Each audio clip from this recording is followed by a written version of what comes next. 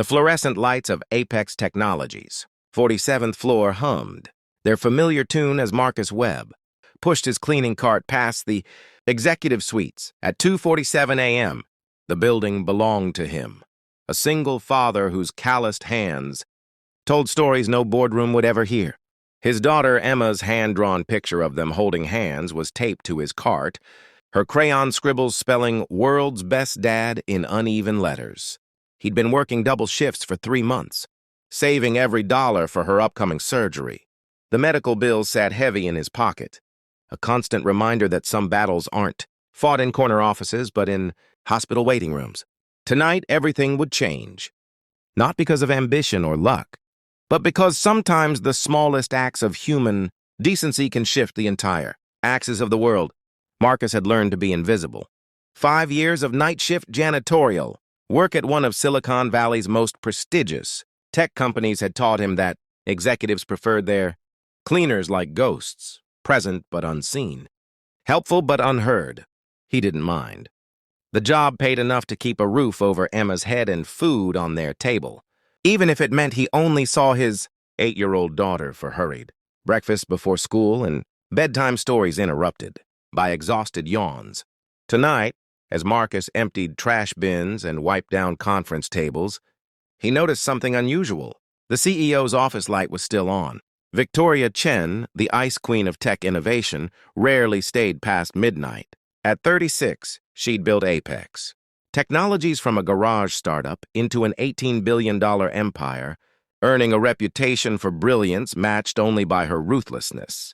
Employees whispered about her legendary temper, the way she could eviscerate someone's career with a single cutting remark. Marcus hesitated outside her door, his knock gentle against the frosted glass. "Ma'am, I can come back if—" "Come in." Her voice was sharp, impatient. He entered to find her hunched over her laptop. Designer suit rumpled, dark circles shadowing her eyes. Papers covered every surface. Her fingers flew across the keyboard with desperate intensity. "Just the trash," Marcus said quietly, moving toward the waste bin. Victoria didn't acknowledge him. He worked efficiently, trying not to disturb her concentration. But as he turned to leave, his cart clipped a stack of documents on the side table, papers scattered across the floor like snow. "Are you kidding me?" Victoria's voice cracked like a whip. She spun around, eyes blazing. "Do you have any idea how important those are? Do you even think before you move? I'm so sorry, ma'am. Let me—" "Just get out, out! I've had enough incompetence for one day. You're done, fired. I'll call security myself." Marcus felt the words like physical blows. His mind raced to Emma, to her surgery scheduled for next month, to the insurance he'd lose. "Please, Miss Chen, I have a daughter who needs—" "I don't care about your personal problems. Everyone has problems. Maybe you should solve yours by learning to do your job properly. Security will escort you out." Marcus bent down anyway, gathering the scattered papers with trembling hands. As he stacked them, his eyes caught something, a string of code on one of the documents. He'd taught himself programming during Emma's hospital visits, learning from library books while she slept. What he saw made his blood run cold. "Miss Chen," he said carefully, "I know I'm fired, but you need to look at this." "Didn't you hear me? There's a vulnerability in your encryption protocol. Right here." He pointed to a line of code. "This back door, it's not supposed to be there, is it?"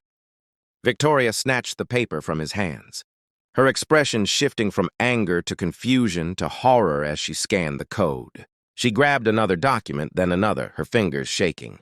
"Oh my God," she whispered. "The product launches tomorrow. This goes live in 14 hours. Marcus watched as understanding crashed over her. "Someone put this here deliberately?" She nodded slowly, sinking into her chair. "Our head of cybersecurity. The keynote presentation. The live demonstration. If this goes out to 18 million users." She looked up at Marcus, and for the first time he saw fear beneath the ice. "We'd be hacked within hours. Customer data, financial records, everything. The lawsuits alone would destroy us. The company would be finished. Can you fix it?" Victoria laughed bitterly.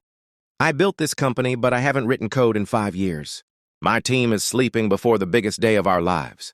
By the time I brief them, run tests, deploy patches—" She checked her watch.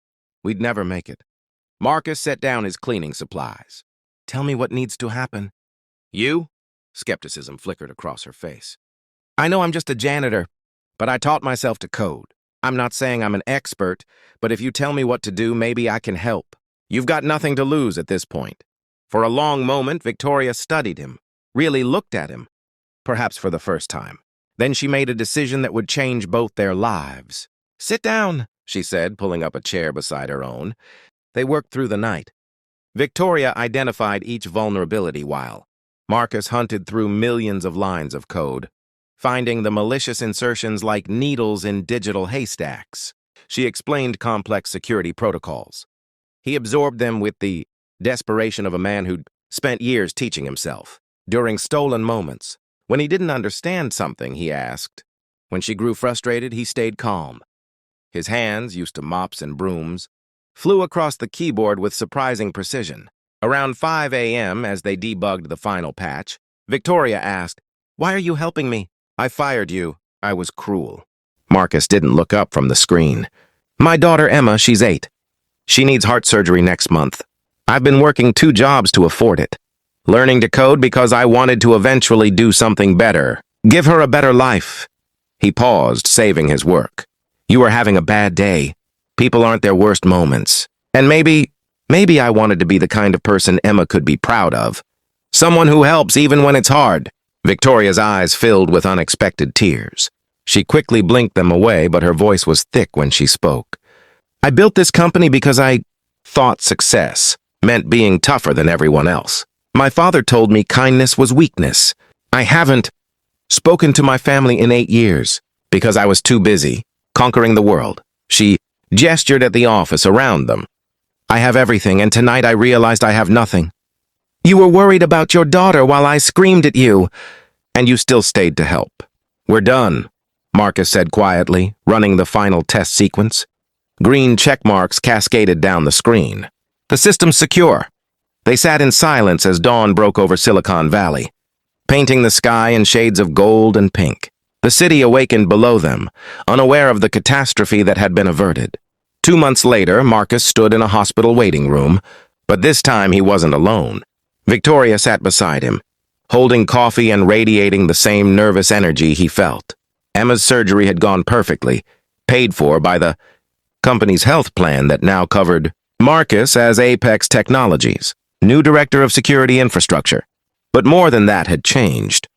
Victoria had fired her saboteur, restructured her leadership team, and begun actually talking to the people who kept her company running.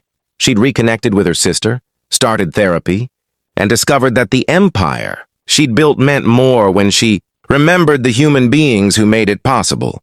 When the doctor emerged with a smile, saying Emma was asking for her dad, Marcus felt Victoria squeeze his shoulder. "Go," she said. "Family first, always." As Marcus rushed to his daughter's bedside, Victoria watched him go, remembering the janitor who'd saved her company by seeing past her worst self to the crisis beneath. He'd taught her that humanity isn't weakness, it's the strongest foundation any empire can have.